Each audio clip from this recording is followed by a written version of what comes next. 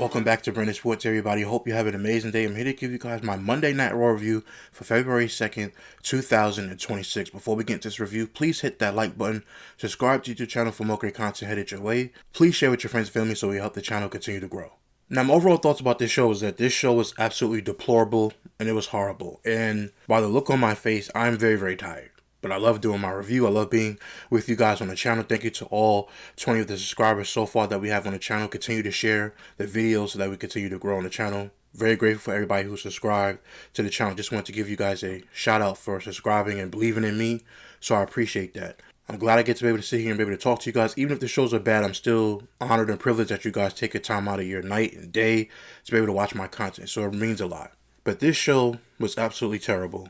Coming off of the Royal Rumble that they had, which I told you guys in my review was a D+ show, this Monday Night Raw was an F. It was an F. Now, an F+, maybe you could say CM Punk and Roman Reigns at the end saved this show, but they did not. I'm going to be honest with you. I'm not going to sugarcoat anything. They did not save this show. This show was completely horrible from the start to the middle, and basically to the end. CM Punk and Roman Reigns had a nice promo. That was a spoiler alert because Roman Reigns actually showed up on the show, which I was very shocked that they advertised him. I think they needed it because they knew how bad the show was and how badly booked it was. But again, for me, this show was absolutely deplorable. It was horrible. This show was worse than the Royal Rumble. This was probably the worst Raw I've probably witnessed since the January 5th episode. I don't know who wrote this show, who booked this show. It was just completely terrible. It was so awful that I'm tired sitting here doing this review, but I love being in front of you guys doing reviews, so I'm going to get through it. We're going to have a good time going over the entire show and basically me complaining about everything. But again, I just can't believe how bad this show was tonight. Coming off the Royal Rumble, coming off of the sentiments of the crowd in Saudi Arabia chanting behind Triple H. We want Vince, even though we do not want Vince McMahon back, but still, we want Vince, and you effed up, and all this other stuff like that they're cheering to Triple H and basically heckling him. He knew it was a bad show, and to say that, oh, we're in a new era, he continuously keeps trolling everybody when he's doing this, because there's no way he believes that this is a new era. And the way this show just went, and I'll just give you guys a little bit of a spoiler before we even get into the review. Stephanie Valkyrie got Death Rebel again. If you guys don't know, Death Rebel means that they basically changed her theme song, and it sounds horrible. This entire show was horrible from the jump. 8 p.m. Eastern, when the show opened up, it was horrible.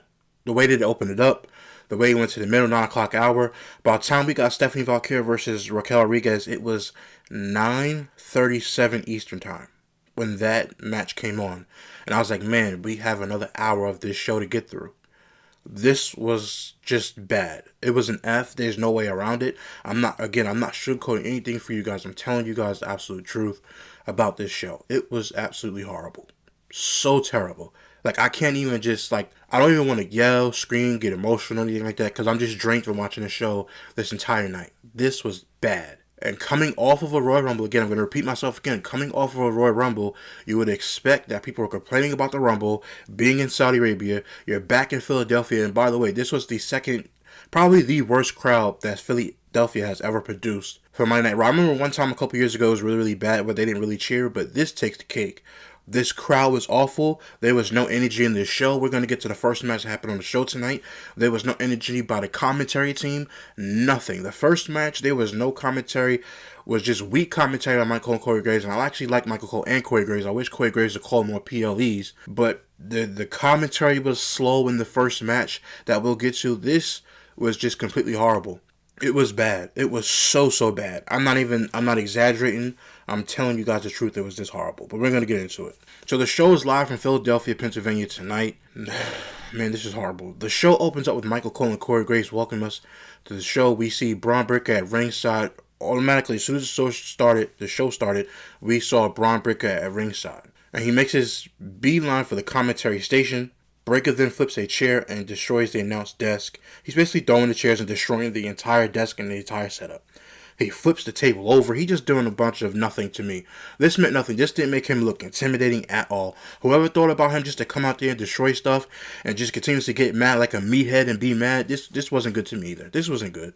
This was not good at all. Whoever decided to open a show like this for him being mad and throwing a couple chairs and intimidating some commentators was a good look. It was not a good look. It was not. Go back and watch the beginning of it. It's on Twitter. You can see it on X, rather. This was horrible. Whoever told him to come out like that, didn't do anything for me. I've seen this before. Brock Lesnar did it before when he destroyed the announce desk. He destroyed announce tables. He did everything else. This was horrible. Whoever told him to come out like this was absolutely dumb and idiotic for opening the show like this. You don't get to be a badass when you get curb stomp and kick and they book you so horrible that you don't even finish your Rumble. You get eliminated first by Oba Fimby. Then you come out and want to tear up everything instead of doing anything besides beating people up throughout the show. I just do not get what was the accomplishment here. For him to look like a badass, it did not work. It did not work at all. So after that, he tears apart the announce desk, demanding a microphone. Breakker then gets into the ring and goes off at Adam Pearce after what happened at the Royal Rumble. The Vision then make their way down to the ring to stop him for blowing a gasket before Heyman takes the mic to address Pearce himself. Heyman says the GM has to approve every visa for someone to travel to Saudi Arabia for the WWE show, and he doesn't know who the masked man is. Paul Heyman's promo again was lackluster because this Philadelphia crowd didn't really react to him, which I was shocked because everybody knows ECW, Philadelphia, the connection with that. They didn't even react to him. This is when I knew the crowd was going to be awful. They didn't even react to Paul Heyman saying the B-Bird or my ass. I was just like, man, they just not into it. This crowd was so terrible tonight. And whoever went to this show tonight, shame on you for buying a ticket. That's how bad you guys were. You guys are worse than the Saudi crowd, but the reason why I can look at it from saying that you guys are horrible, but then again, to actually go to the show, coming off that Royal Rumble, I can understand why the energy was lackluster because of how horrible the Royal Rumble was. But that's still no excuse, but I understand it, but the crowd was still terrible nonetheless. After that, Braun Breakker takes the mic back, telling Pearce he has a count of 1, 2, 3. Basically, he has a count to 3 to get out here. Pearce makes his way out until he goes 1, 2. His voice starts to crack a little bit because he's basically screaming the entire time. So Pearce makes his way out to 2, telling Breakker that the last time they had a masked man, it was Austin Theory. So Breakker then looks at Austin Theory. He then tells Breakker he will still let him have a job after that piss poor performance he had at the Royal Rumble. So that basically triggers Braun Breakker because he's being a smartass as Adam Pearce. He's being a smartass because there was no performance. He got eliminated early, and that was it. That was basically it. And this riles up Braun Breakker, so he basically goes and tries to go to the aisleway. There's security obviously blocking them. I'm not saying obviously, so you guys probably didn't watch it or know. But Adam Pearce is not going to go out there wanting any smoke from Braun Breakker, so he puts security between them. So Breakker goes into the aisle. LA Knight music hits, and we see him, LA Knight, blindside the Vision, Logan Paul and Austin Theory with chairs. LA Knight then gets out of the ring and runs to the back before Bronson Reed gets back in the ring to go and basically chase him, even though he stays in the ring. Breakker then looks at the security and he wants to know what are they doing, and then he walks with the security to the back, basically tells him to get out the way. Now here's one thing I want to say about this. When LA Knight came out with the steel chair and hit Logan Paul and Austin Theory, they sold it for about 2 seconds, and LA Knight gets out of the ring. He runs back into the crowd, and Bronson Reed runs back into the ring because he was trying to stop Braun Breakker in the aisle. The same with Paul Heyman. Bronson Reed gets back into the ring. I lied to you guys not. Logan Paul and Austin Theory are standing up. They didn't sell the chair shots at all. What was the point of LA Knight running in the ring and hitting these guys with chairs and they didn't sell anything? I'm not lying. I promise you, if you guys go back and look at the highlights, LA Knight runs in the ring from behind and hits these guys with a steel chair, and they don't sell it. They sell it for the first 15 seconds, and then as soon as Bronson Reed gets back into the ring, these guys stay on their feet instead of selling the effects. I tell you guys, I criticize booking. The in-ring stuff, if the match is boring, fine, I'll tell you, but I don't really criticize in-ring. Unless certain things don't make sense. I tell you guys, the in-ring product in WWE is good. They just need to sell a bit more. And at this point, they didn't sell at all. They did not sell not one bit. Not one bit did they sell. At all. This was deplorable. Why would you even have him go out there to get heat on the guys who basically took him out for damn near almost 2 months or a month? He comes back and hit these guys in the back with chairs, and they don't sell at all. What was the point of doing this if they're not going to sell? This is horrible. This entire segment was absolutely garbage. This did nothing for Braun Breakker. The Vision looks so bad that Seth Rollins' Vision makes this look 10 times better. They have no direction with this Vision whatsoever. This team is dead. Logan Paul, who cares? Austin Theory, I told you guys, they can make us sit up here and say he's the next guy up. He's a generic looking dude in the ring. No disrespect to him. He's a good wrestler.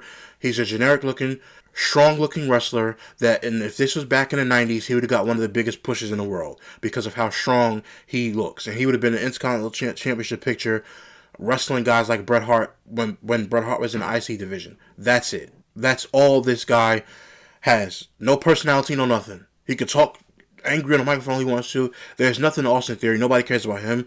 People don't like Logan Paul, even outside of the company. They don't like Logan Paul. I think Logan Paul is a good wrestler. I can't stand the personality on television, but that's what he's there for. Bronson Reed beating Roman Reigns completely is gone away. They had him beat Roman Reigns for no reason. Now I can understand what Roman Reigns meant by him being gone, having a guy step up, and they have not done anything with Bronson Reed. And in fact, tonight, spoiler alert, he got counted out and lost to Penta because of LA Knight. I'm just going to skip a little bit because that's how angry I am about this show. This was that bad. Instead of just having him beat Penta because you didn't want to pin Bronson Reed, but you didn't want Penta to lose, so you had Bronson Reed lose the way that he lost.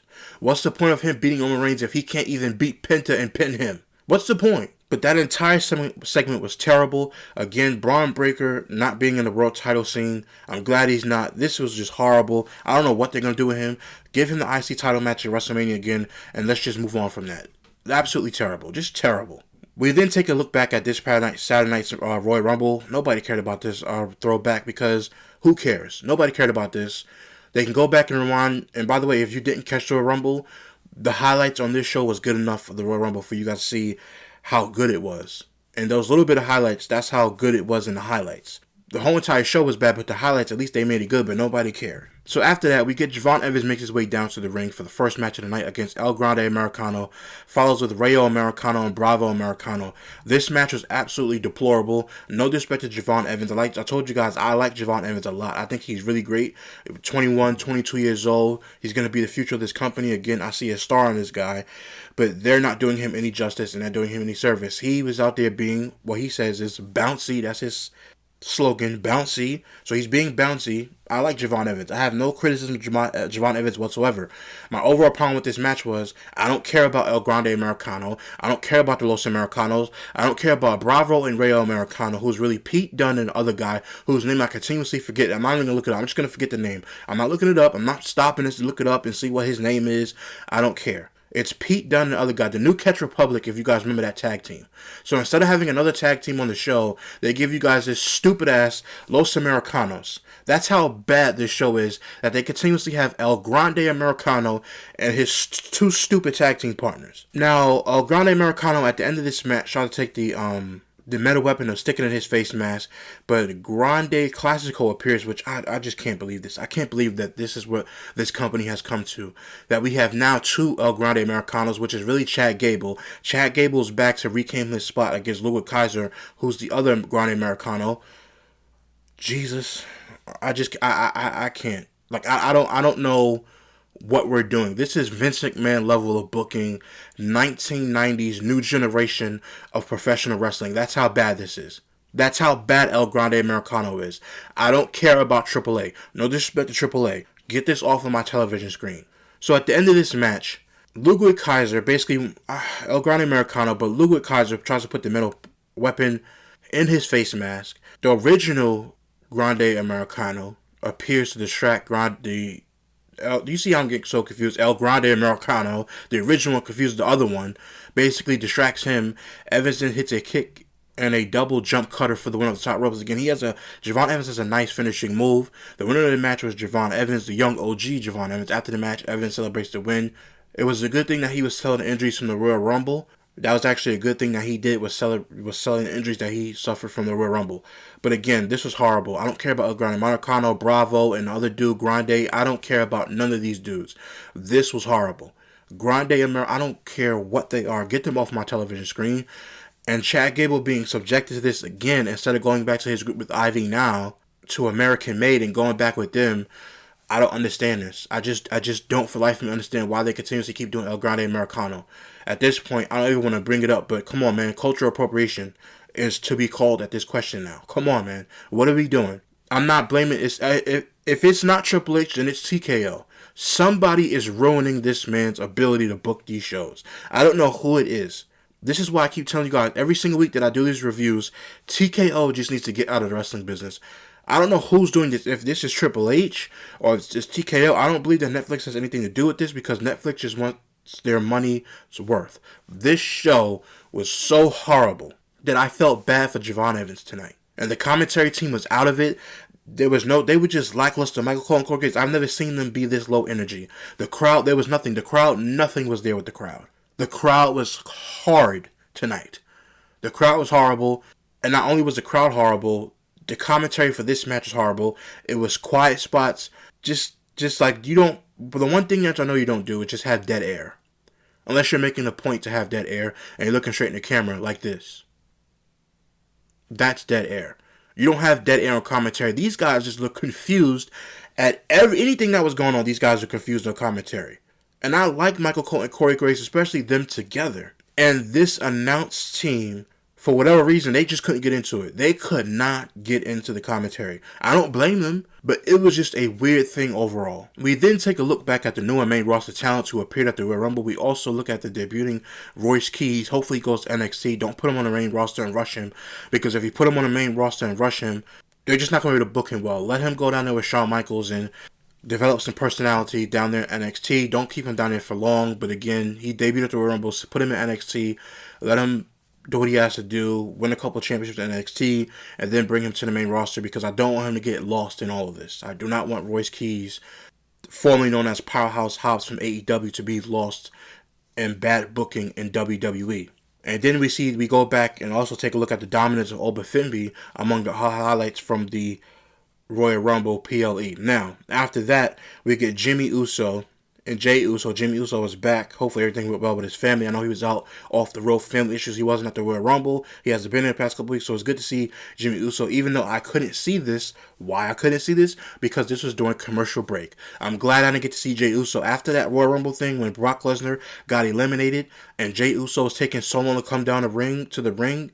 It was absolutely deplorable the way they did that. I'm glad I didn't see Jey Uso tonight. I usually complain about that, but I didn't want to see him tonight. Yeah, he wants to post stuff on social media. Oh, enjoy my family while we can and all that stuff like that. No, dude. You were yeeting while Brock Lesnar was being eliminated. One of the face of the, even though he's not the face of the company, but Brock Lesnar is still Brock Lesnar. I know people don't like Brock Lesnar, fine, whatever. But he's still Brock Lesnar.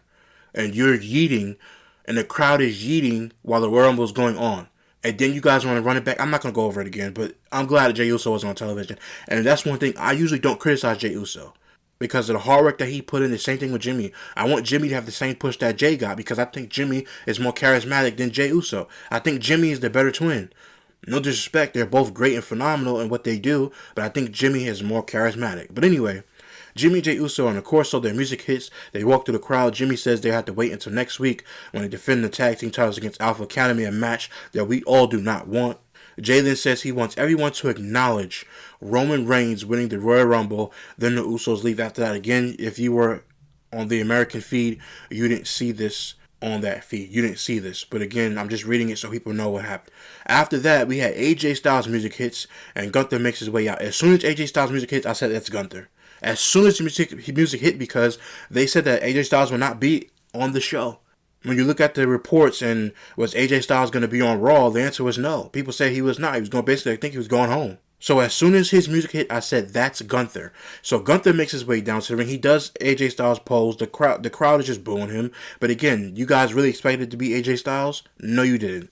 Maybe you did. Maybe you were tricked, but I wasn't tricked. As soon as AJ Styles music hit, I knew it was Gunther. He does his pose. He does his signature pose. The pyro goes off. Gunther then enters the ring to more boos and chants of F you Gunther. And you still tapped out. But these only make him smile as he tries to speak again. He starts smiling again when he starts laughing and stuff like that. I don't like that. They need to stop him from doing that.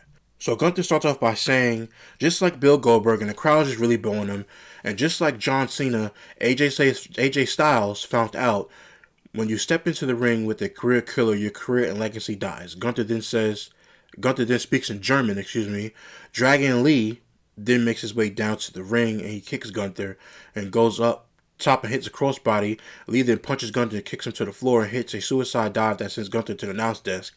Lee then hits a head scissors that sends Gunther into the ring post, and he drops Gunther over the ringside barrier. Lee then starts up for a dive, but Gunther hits Lee with the ring bell. Gunther then applies a sleeper hold on Lee. Officials then come out to stop Gunther. Gunther then gets back in the ring. He pulls Lee into the ring and reapplies a sleeper. Basically, he's standing out on the apron. He's putting a sleeper on him.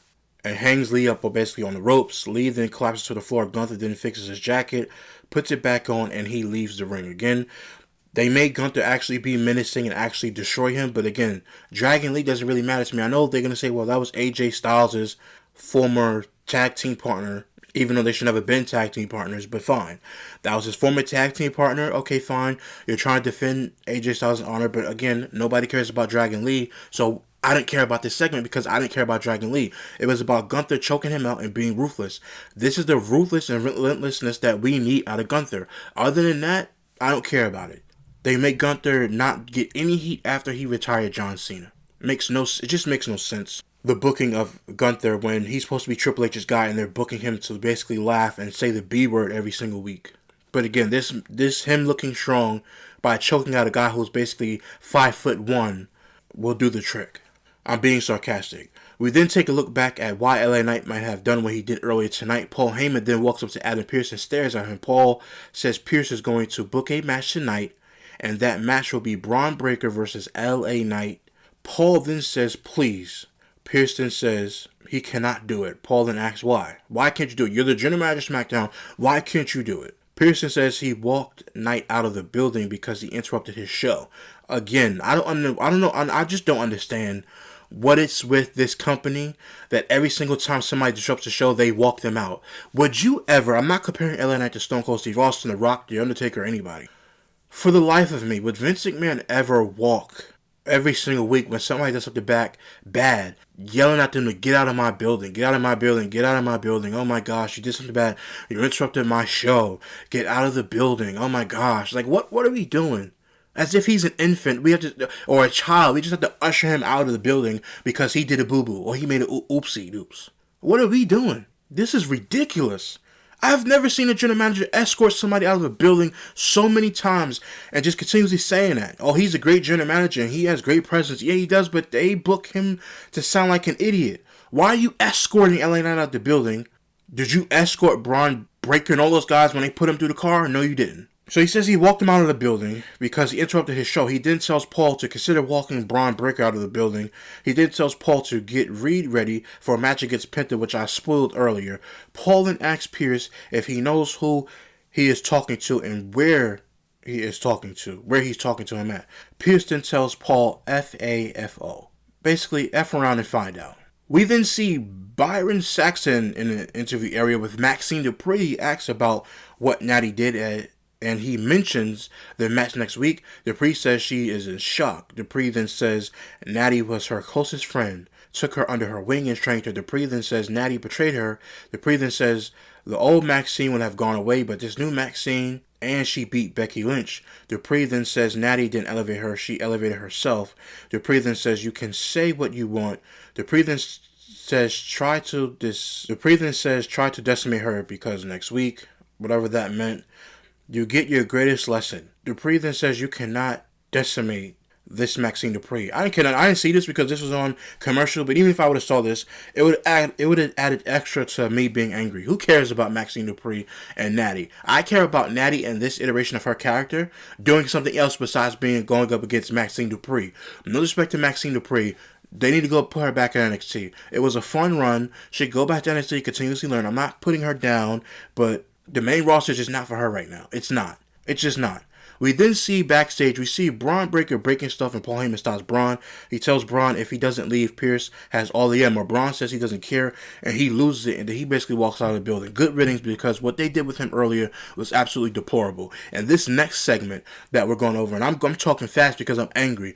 This next segment that I'm about to go over with you was the icing on the cake of how bad this show was. It's already been bad this entire time. Nothing good has come out of this show so far.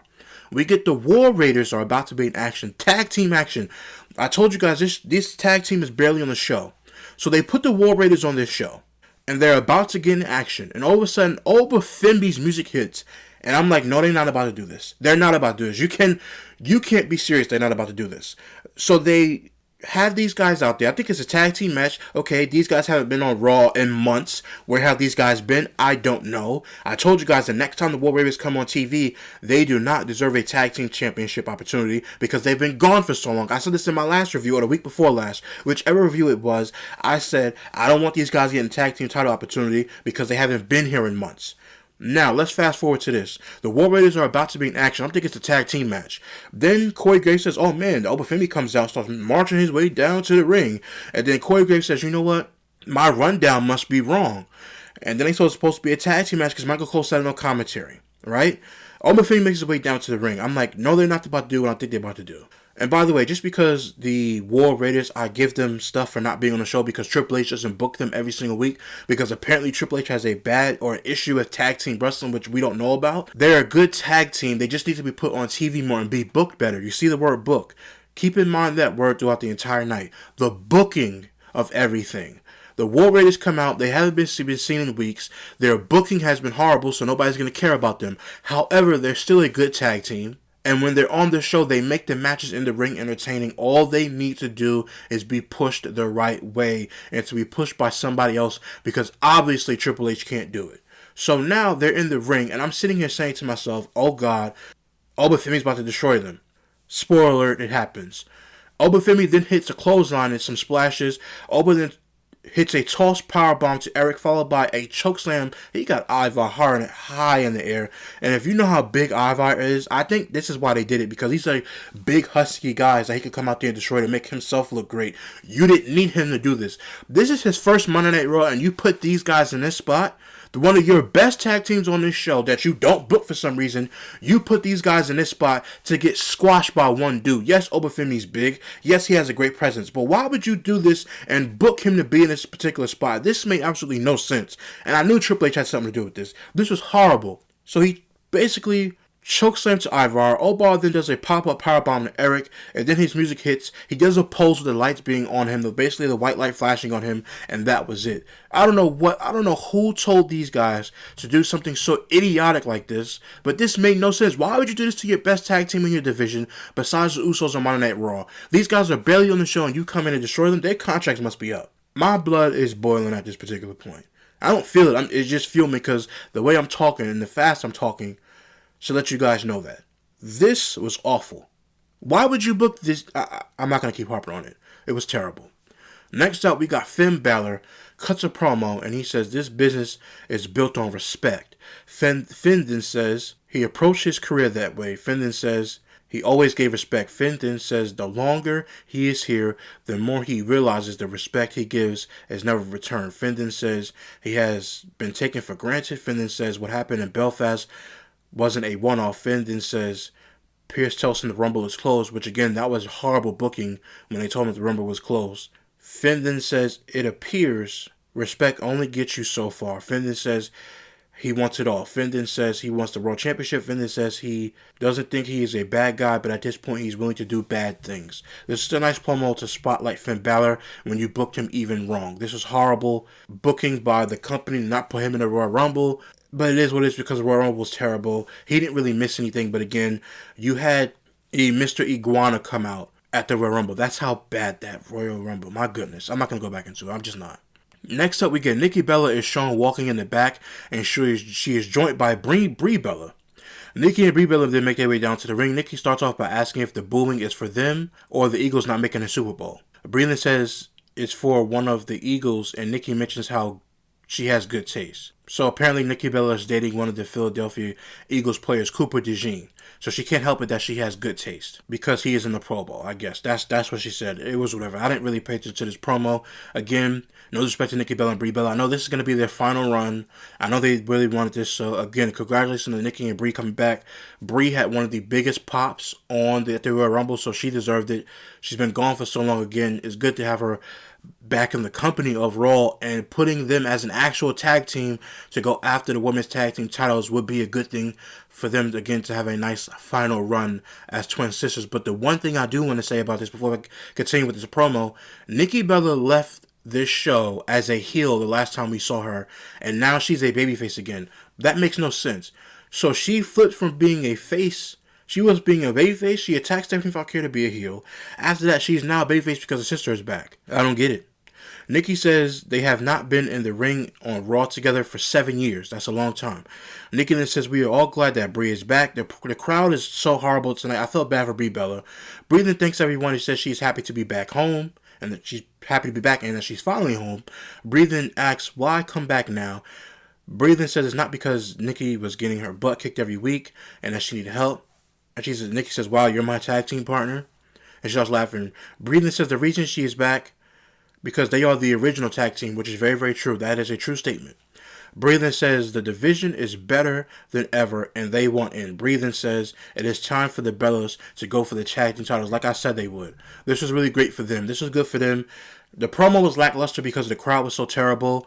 And the Royal Rumble, the Saudi crowd cared about Brie Bella because she hasn't been here for a very long time. Again, I didn't really care about the segment, but I don't have a problem with it because I want them to be in the tag team division. That way they can take about 2 women who are supposed to be in the women's world title scene and put them back in the women's world title scene. So if we get the Bella Twins in the tag team in the division and take Rhea Ripley and Io Sky and get them out of the division, or get Bliss and Charlotte Flair out of the division and put the Bellas in, I'm all for it. Again, I don't care about Nikki Bella and Brie Bella and people bullying them. They don't deserve to be booed. They worked hard for where they are. And now they can finally become tag team champions, have a final run, and walk into the sunset doing what they love to do. I don't have a problem with Nikki Bella and Brie Bella. I just didn't care about the segment overall. Again, it's good to see Brie Bella back, as she would say, home. It still wasn't a great segment, but again, it is what it is. We then see Otis and Tozawa backstage. They greet Brett Krisher, whatever this guy's name is. I have no idea. I know who this guy is because he does interviews and cooking with. He did it with Seth Rollins and Becky Lynch. But why is he here? I understand he has a Netflix show, but I don't care. They keep doing this collaboration. Oh, he has a Netflix show, so he has to be on my network. I don't care about Bert. His name is not Brett. His name is Bert. Bert, whatever his name is, I don't care. I don't care about this dude. He's in the back, and they talk about his special and their tag team. They talk about, oh, this is talking about their special. His special that's on Netflix again. Who cares? Their tag team title match. He then tells Maxine he's looking forward to what she's going to do next week. He's basically hyping her up. Maxine then says, she is going to break Natty's ankle. She's yelling this and screaming this. And when she starts yelling and screaming, ankle! I said, you need to go back to NXT. Go back to NXT. Because this is where she needs to go. By the way, it's nothing personal. Just go back to NXT. They need women down there anyway. They haven't heard yell like that. I told you, this white meat babyface stuff does not work when it comes to certain people. And it doesn't work for her. It does not work at all. Then we get another useless match on the show. We get Penta to make his way down to the ring for the next match of the night against Big Bronson Reed. We get halfway through this match. Penta then sets up for a sacrifice and Reed blocks it and he hits a headbutt. Reed then hits a power slam for the near fall. Reed then gets Penta, but Penta gets to his feet and he chops Reed. Reed then goes for a Samoan drop, but Penta counters with a lung blower for a near fall. Theory then gets up on the apron and Penta hits a super kick. Logan Paul then gets up on the apron and Penta hits a forearm, but he takes out the referee, which was a botch spot, which did not look good. So he takes out the referee. Penta then goes up to the top and he hits a crossbody on Logan and Theory outside the ring. Penta then sets up a destroyer, but Reed catches him and hits a Death Valley driver. After that, Bronson Reed then goes on the top rope for a tsunami and basically goes for the pin, but the referee is down. Then after that, I think he hit 2 tsunamis, if I'm not sure. I think I got that wrong. Maybe not. But he hits a tsunami. The referee's on the floor. Reed then goes to the floor and he grabs a chair and brings it to the ring. And the way that they were shooting this, I kind of looked at it and was like, oh, somebody's going to be right there because they're basically hiding the barricade where somebody's going to come out, like basically run out from behind and get him. The way the camera set was like LA Knight's coming. And then what happened? LA Knight then kicks Reed, hits the BTF on the chair. Knight then goes back through the crowd. Theory and Logan Paul run after him through the crowd. The referee then wakes up, basically gets back in the ring. He sees none of it. Paul then yells at the referee. Then the referee starts his count. The referee then counts Reed out. Again, they had Bronson Reed, who beat Logan Paul, lose via countout to Penta. because they didn't want to pin Penta, and they didn't want Bronson Reed to lose this match by pinfall, so they had him counted out even though he just beat Roman Reigns a couple months ago. What was the point of beating Roman Reigns and you don't want this guy to get any victories, and you had him lose via countout? Again, the Vision storyline is completely over. I'm done with it. It's a useless storyline, and who cares about it? The Vision absolutely sucks. Seth Rollins is missed, and there's just nothing that they can do about it. This show was absolutely deplorable. And LA Knight running it through the crowd. Nobody cared about Austin Theory and Logan Paul. The referee counts out Bronson Reed. The winner of the match was basically pinned by countout. We then get a video package of Stephanie Valkyrie and Raquel Rodriguez. We then see Liv Morgan walking backstage. They're basically taking pictures of her and all this other stuff like that. We get a backstage segment with Byron Saxton in an interview with the Los Americanos. Byron asks Grande about his match with the Classic. Grande showed up. Grande says he wants to know where his people are. Bravo then says, you have no culture or respect. He then says, you want to cheer this imposter, this fraud. He then says, Mexican people would never support this fraud. Wow. He then says the Mexican people love Grande. Grande then says there's only one Grande Americano. He then says he is the only one. He then says he will prove it to everyone, especially in Mexico. Who cares about this? This was absolutely terrible and deplorable. And good thing it wasn't on the main show, so I didn't see it. But I'm just reading it to you so you guys know what happened. But other than that, who gives a rat's ass? Because I surely don't. We get Dominic Mysterio makes his long-awaited return after he's been gone for almost a month and a half, almost 2 months. And by the way, when Rhea Ripley got hurt and she hurt her eye socket and she had to put that mask over her face, they made her vacate her title, right? So Dominic Mysterio's been gone for almost 2 months, and he didn't have to vacate his title at all. So what was the point of Rhea Ripley vacating hers? Because they wanted to put it on Becky Lynch and then Liv Morgan? That made no sense. The fact that Dominic Mysterio just waltzed his way out there after being gone for months and months and months. By the way, he did not get the same crowd heat that he usually gets. And Corey Graves saying, oh my God, as if to say that, oh my God, Dominic Mysterio's back. As soon as he came out and heard the music, I was like, oh, Dominic Mysterio's back. Who cares? He's been gone for so long. I don't think anybody cared that he's been gone. The only thing that we cared about was Intercontinental title not being on the show. And the reason why we cared about that is because, again, if he doesn't defend the title in 30 days, I thought he's supposed to be stripped and vacated and somebody else can get it. But people online did say that the reason why that WWE didn't vacate the title is because they didn't know how to book the championship. And I believe those people, and I agree with those people online who said that. They couldn't have stripped him because they had no plans for the championship whatsoever, unless it involves him. And they had nothing to do with it because they have no guys in this roster or on the company to do anything with because they don't know how to book anybody. So the IC title would have been a useless title. So overall, all in all, and overall, again, this was great for Dominic Mysterio to keep the title off of TV and continues to keep it on him, even though it wasn't great. I'm being sarcastic, but again, this is what you expect from a company that just don't know how to book nothing. Anyway, Dominic Mysterio then makes his way down to the ring. Dominic says the only reason he came back and was willing to show up in a place like Philadelphia and they booed him is to celebrate and introduce the winner of the Royal Rumble, which is Liv Morgan. Liv Morgan then agrees with the crowd's chants. She basically comes out, she gives Dominic a nice hug, she jumps on his lap again. I'm done. I'm pretty much done with this group overall. Roxanne Perez wasn't even on the show tonight. They didn't have no backstage segment with this group. They had an in-ring segment, but again, no Roxanne Perez. I don't know where she was, and I'm going to get to the rest of this. But Liv Morgan comes out. They're chanting, you deserve it. She says, I know, with her annoying squeaky voice that she has. She then says, we are glad to have Daddy Don back, which, no, we're not, because he wasn't missed. Dominic Mysterio was not missed throughout this entire time. It is good to have him back on the show and the Intercontinental title, one of the most prestigious and important titles in the company's history, but apparently the company doesn't even care, so why should we? If the company doesn't care about the championship, why should we? She then says, we are glad to have him back, but you're in the graces of the greatest Royal Rumble winner of all time. Liv then says you are curious about who is she going to pick. I'm not curious at all, because nobody wants to see Liv Morgan. I love Jade Cargill, but nobody wants to see Liv Morgan versus Jade Cargill. I want to see that be for Bianca Belair or Jordan Grace. We all know she's going to stay on Raw and pick that match. We all know the company wants her to stay on Raw. Liv says you have to wait a little bit longer. Again, that's no anticipation for me because who cares? Liv then says she doesn't know and she doesn't want to rush it. So we have to wait a little bit longer because she doesn't want to. Who cares? Anyway, Liv then says you're going to have to wait a little bit longer again. She doesn't want to rush it. Liv then says maybe she will go to SmackDown to check her options. Liv then says tonight we crown a new Women's World Champion. Liv then introduces Raquel Rodriguez, and I'm sitting there. She's sitting there giving her a hug. She basically, Liv Morgan goes to the ropes and open the ropes to her. She comes in all jolly. She high-fives Dominic Mysterio. Raquel says it's about time. Raquel then says it has been an amazing week for them, but they have been celebrating her victory all weekend, and they aren't talking about something that happened at the Royal Rumble.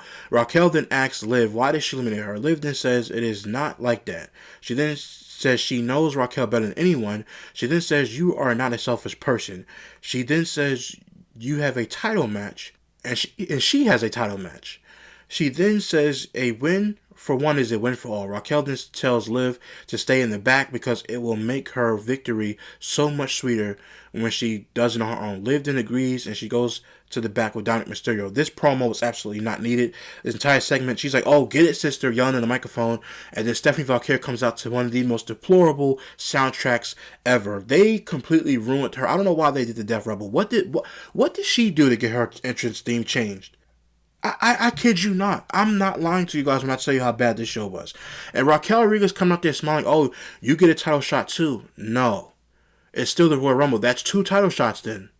If she wins, so even if she faces, let's just say for sake of argument, Raquel Rodriguez faces Stephanie Valkyrie tonight, which she did, and she lost. Then she wins the Royal Rumble. Let's just do it, example here.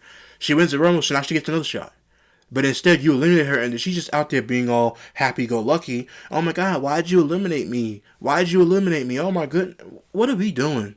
A normal person would have kicked somebody's head off for what she did. That is betrayal. When the entire week they were promoting that they were going to be there for each other. That made no sense. Stephanie Valkyrie makes her way down to the ring with horrible, horrible, horrible, horrible theme music for this occasion. We fast forward through this match because this match is not good at all. It was a Philadelphia street fight, and it was not good at all. Raquel then sets up for a super Dr. Bomb, but Valkyrie blocks it. Valkyrie then hits some headbutts, and Valkyrie goes for a Rana, but Raquel blocks it.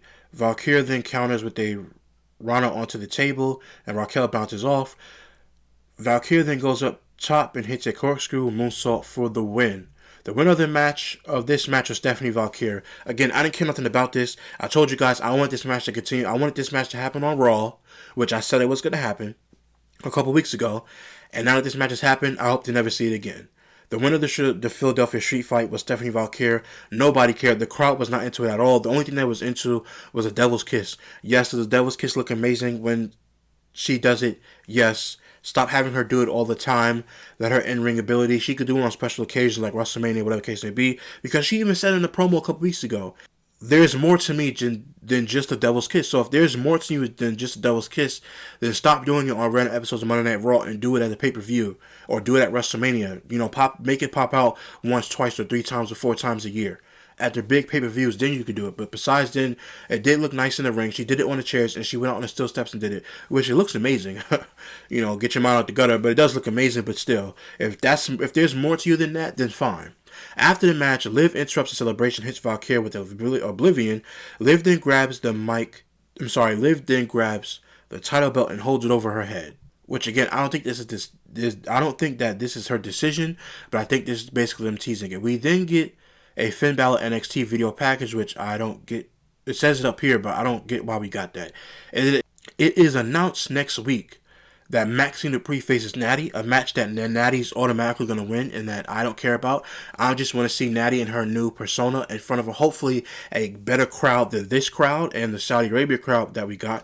The Usos defend the tag team titles against Otis and Tozawa next week, which I don't care about. And we get qualifying matches for Elimination Chamber to start. So good about Elimination Chamber, getting the qualifying matches done again. Otis and Tozawa, I don't care about that match. We all know the Usos are going to win. If the Usos do lose, then Jey Uso's probably going to turn heel like we've been waiting for him to do, even though they probably completely abandoned that storyline altogether. We then see a vehicle arrive at the building and Roman Reigns steps out. Roman Reigns then wastes no time in arriving at the building. He makes his way down to the ring. The crowd is chanting Roman Reigns, Roman Reigns. The chant they always do, which gets a smirk from Roman Reigns. He tells the fans in Philly to acknowledge him. This gets a pop from them, mixed with some boos a little bit.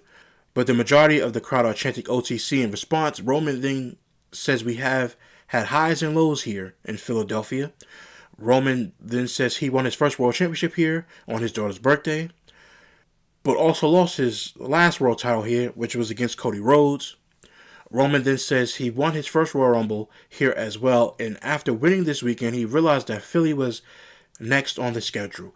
Roman then says this is the perfect city to be based in, based on their history, because he's got a decision to make, and who better to make the decision than with Philadelphia. Roman then says so does he go after the title that he made, but basically it's Drew McIntyre. And this is interrupted by CM Punk. So CM Punk comes out to basically one of the biggest pops besides Roman Reigns. He comes out to the biggest pop of the night. CM Punk, CM Punk, CM Punk. Roman Reigns asks about Drew McIntyre, which gets boos from the crowd. The crowd's booing. They don't want to see him versus Drew McIntyre. Should he go after CM Punk? This, of course, gets cheers in a big pop as CM Punk music hits. I jumped a little bit ahead of myself. But CM Punk music hits. The WWE World Heavyweight Champion CM Punk makes his way down to the ring. The crowd sings along with his theme music. They're hype. He gets, a huge pop of the night. Punk then heads down to the ramp. Roman stares him down. Punk then steps into the ring, basically goes to the apron, enjoying the adulation from the crowd, from the fans for stepping into the ring. Punk then grabs their mic from ringside as the music fades out to cheers from the crowd. Basically, he got the second biggest pop, mainly the biggest pop of the night. They sang along to his song, so to me, he got the biggest pop of the night. This was the best segment of the night. This entire show up until this point was absolutely deplorable. This promo, what I'm about to get ready to read to you guys, it didn't save the show, but it just made it about 5% better. If I tell you guys, 95% of the show was terrible and 5% of the show was good, the 5% belonged to Roman Reigns and CM Punk. And if Roman Reigns and CM Punk was not on this show, it would have been even worse. This show was an F+. I'll give it a D+ for Roman Reigns and CM Punk. But other than that, it was an F+ leading up into this main event time spot. So Punk grabs the mic from ringside. He then chooses to address Finn Balor, and this gets a good laugh out of Roman. Basically, CM Punk went to the camera and basically skipped over Roman Reigns and said he was going to get back at Finn Balor. So Roman Reigns starts laughing, saying he interrupted his time. Punk then says he is not having a laugh and calls Roman a visitor on his show. Punk then says this isn't SmackDown, this is Monday Night Raw, and he is the champion. Punk then talks about the options Roman has as the winner of the Royal Rumble, comparing himself and Drew to clear cheers for him, and he says Roman's mind is already made up. So pick the easy way out and face Drew McIntyre. Roman then starts to mock Punk, saying Drew is 4 times bigger than him, and the last time Drew and Punk faced off, it was over a bracelet, which gives Punk some ammo, and he says they ran out of staples to put McIntyre back together after he beat him at Hell in a Cell. Punk then talks about Drew's battles against the Bloodline, which riles up Roman Reigns as he claims they made a way for Punk to come back to WWE. Punk then asks Roman if he believes that. Punk then says, you think you're the reason they're on the spot that they're in? Punk then says, you are partially right. Punk then says, you made people believe that you held this place up, but you held it hostage. Punk then says, this isn't ESPN. Punk then says he heard what Roman said. Punk then says nobody is trying to follow in your footsteps. Punk then says he was champion for 434 days with Paul at his size. Punk then says you took what he did and ran with it. Punk then says you might have been champion longer, but it doesn't mean you did it better. Which is, let me take a stop for a second. That is actually true. I think Punk had way more title defenses than Roman Reigns went throughout his entire reign. Like CM Punk really defended the title, but that was back in 2012 going into 2013. Which is a great reign by CM Punk, and he did have a lot of title defenses in that reign. I know there's a graphic somewhere that says CM Punk had more title defenses in his reign than Roman Reigns did. Punk then says you are a bona fide WrestleMania main eventer. Punk then says you can show up when you want. Punk then says you choose to be a part-timer. Punk then says he chose to go to 10 countries in 3 weeks. Punk then says he chose to be a fighting champion. Punk then says he chose to bring Roman into the company with the Shield. That was a great callback, and he followed in his footsteps. Punk then says you learned from the best. Punk then says there are 2 mountains to climb. Punk then says one has a guy you think you can beat, and the other has a man you cannot touch because he is the best in the world.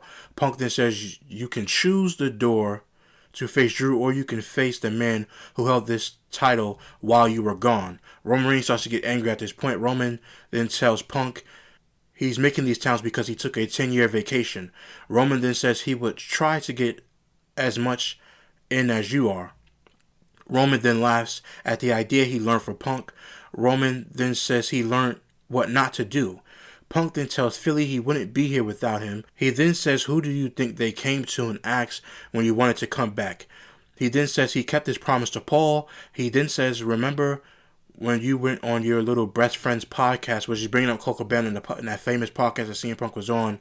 That was 12 years ago. Wow, that is a long time ago that happened. Best friend's podcast, and you made things worse for him. Which that was true because a lot of people did start booing Roman Reigns at that time. And not only that, even though CM Punk was telling his truth, but again, this is all in the promo. He then says, we shook hands at War Games. He then says you mocked him to his back when they walked to the back like a little young boy. Roman then says he would pick Punk because he is a star and on Netflix. Roman then says he is picking Punk because he hates him and always has. Roman then says it will be the best day of his life because in the main event he will acknowledge him. Roman then heads to the back as the show comes to a close. Again, my reading doesn't do any justice to the promo. If you want to go back and look at the promo, I'll try to give you guys my best, but it was a really good promo back and forth. A little bit delayed between both of these guys, but again, this was good heat going up against each other. It is, I'm picking you because I hate you. And that was actually good because Roman Reigns can now get revenge again. To me, I did want Seth Rollins. Hopefully he's kept at WrestleMania. I wanted Seth Rollins versus Roman Reigns at WrestleMania for the World Heavyweight title. And CM Punk versus Cody Rhodes for the WWE Championship. But because Seth Rollins got hurt, all the change basically failed. So now at WrestleMania, he's picking him. So at WrestleMania, it's going to be CM Punk versus Roman Reigns in the main event. Hopefully this will be night 2.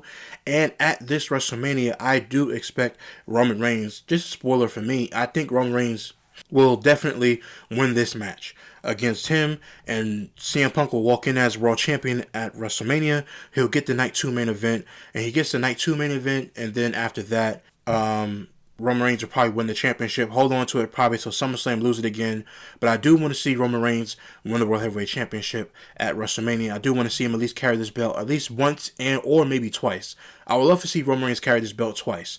Carry it one time, do a little short run to SummerSlam. After that, take the title off of him. After that, he goes back after the title again and he wins it again. I would love to see Roman Reigns carry this title 2 times before the end of his career.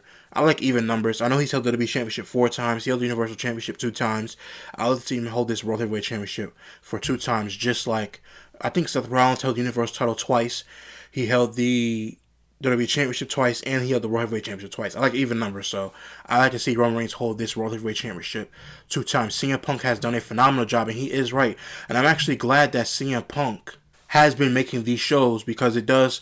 He's not a part-time guy. He knows that he's not. He said he's not retiring anytime soon, but he knows that he is getting closer to the end of the road. He wants to be out of the ring before he hits 50 years old. So again, I like this back and forth between Roman Reigns and CM Punk. This is a really good back and forth. This was the only thing that was good tonight. Again, Triple H saying the start of a new era.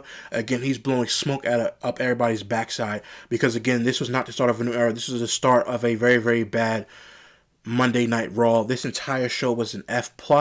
If you want to say a D+ because Roman Reigns and CM Punk, you can give them that. I'm not being so lenient. This show was an F+. This was absolutely horrible. Again, it is late, but I'm glad to be in front of you guys who subscribe to the channel. Again, please share with your friends and family. We're all only going to get bigger on the channel. We still have more great content that'll be headed your way. I appreciate everybody who subscribed. Again, this Monday Night Raw was terrible. Triple H, I don't care if it's Ryan Ward. I don't know if Road Dogg's on this show. Whoever booked this entire show is horrible. From top all the way to the bottom, this show was terrible. Roman Reigns and CM Punk did what they could, but it just wasn't enough. Royal Rumble was terrible. I gave it a D+ in my review. If you guys want to go check that out, that is on the channel too.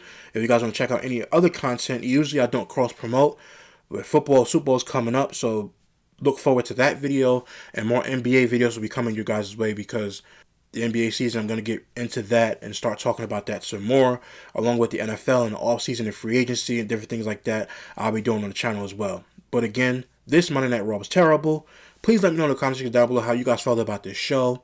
Let me know how you guys felt about the booking, the angles, the match, the crowd. How do you guys feel about this show? Let me know in the comment section down below. Please hit that like button, hit the subscribe button to the channel for more great content headed your way. Share with your friends and family so we can help the channel continue to grow. Until next time, guys, see you real soon.